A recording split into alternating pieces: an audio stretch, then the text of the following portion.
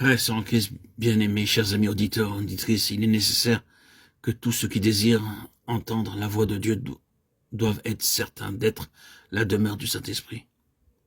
Nous sommes l'objet d'un triple changement quand l'Esprit de Dieu vient habiter en nous.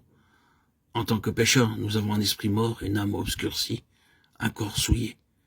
Dieu est saint et avant de pouvoir venir en nous, il doit d'abord nous purifier par le sang précieux de Christ de toute souillure intérieure provoquée par des pensées, des paroles ou des actes.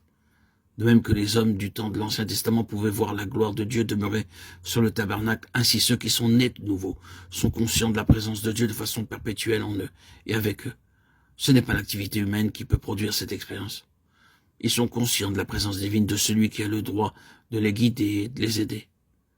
Seul le péché nous empêchera de ressentir sa présence, mais le péché peut être toujours à nouveau pardonné et ôté par son sang précieux. Lorsque notre Seigneur Jésus-Christ commença son ministère public, le ciel s'ouvrit, le Saint-Esprit descendit comme une colombe et la voix se fit entendre. Donc, il vint dans ce monde afin que le ciel soit ouvert pour nous et que le Saint-Esprit puisse venir en nous, pour nous conduire en toutes choses et pour nous permettre d'entendre tous les jours la voix de Dieu. Nous pouvons entendre cette voix de différentes façons et lui obéir. Dieu est esprit et sa voix est tout aussi spirituelle. Vous ne pouvez donc pas sentir l'Esprit de Dieu avec les organes du toucher.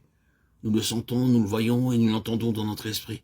C'est une voix spirituelle et bien qu'en certaines occasions la voix de Dieu puisse être entendue par nos oreilles physiques, ces occasions sont rares. Cependant, notre esprit peut clairement enregistrer tous les jours la voix de Dieu, mais pour cela nous devons être assurés que notre esprit est purifié. Heureux ceux qui ont le cœur pur car ils verront Dieu, Matthieu 5,8. Mais Pierre dit, non Seigneur, car je n'ai jamais rien mangé de souillé ni d'impur, Actes 10,14. La sanctification sans laquelle personne ne verra le Seigneur, Hébreux 12,14. Nous avons vu comment le Seigneur a choisi différents témoins pour parler par leurs moyens. Dans Acte 8, le témoin de Dieu s'appelait Philippe. Le Seigneur l'a employé avec puissance en un lieu appelé Samarie. Les Juifs haïssaient, méprisaient les Samaritains, mais Philippe, comme témoin, s'adressa à un peuple méprisé pour leur prêcher l'Évangile. S'il n'avait pas été une personne transformée, il ne serait jamais rendu en Samarie, car il ne fallait rien de moins que l'amour divin pour le contraindre d'aller voir ces gens. C'est ainsi que Dieu a employé son ministère avec puissance dans cette ville. Soudain, l'ordre de Dieu vint à lui. « Lève-toi et va du côté du midi. » Il obéit immédiatement à Dieu. Le Seigneur l'utilisait beaucoup à Samarie, et son ministère autant que son service était très nécessaire en ce lieu. Il aurait pu se dire en lui-même « Oh, le travail que je fais ici est si grand, et c'est l'œuvre de Dieu. » Tous ces nouveaux croyants doivent être fortifiés et édifiés dans le Seigneur. Comment puis-je laisser un travail aussi important et me retirer au désert? Dieu ne lui a point expliqué la raison pour laquelle il devait quitter la Samarie et se rendre au désert.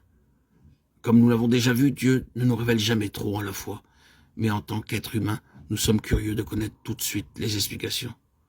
C'est là notre faiblesse humaine, mais Dieu, lui, ne dit que quelques mots à la fois. Il ne propose pas un programme étendu pour commencer. Sans lui expliquer les raisons de ce déplacement, Dieu dit à Philippe, « Lève-toi et va à Gaza », et tandis qu'il obéissait, il en trouva lui-même le motif.